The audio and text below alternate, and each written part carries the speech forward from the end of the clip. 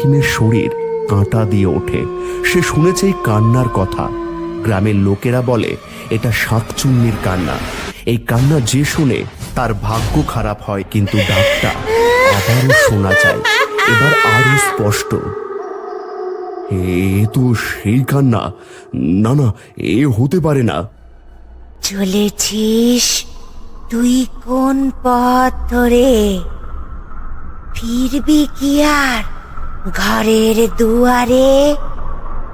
ফিরে যা, ওরে ফিরে যা।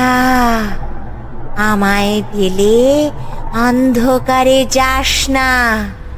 ফিরে যা, ওরে ফিরে যা। আলো ছেড়ে গভীর ছায়ায় ভাস না। বঙ্কিম, বঙ্কিম, তুমি এসেছো? আমি জানতাম তুমি আসবে। ওপরে চলে এসো, আমি তোমার জন্যই অপেক্ষা করছি। ডাকটা মালতীর গলার মতো, কিন্তু মালতী এখানে কিভাবে আসবে? এটা আমার মনের ভুল।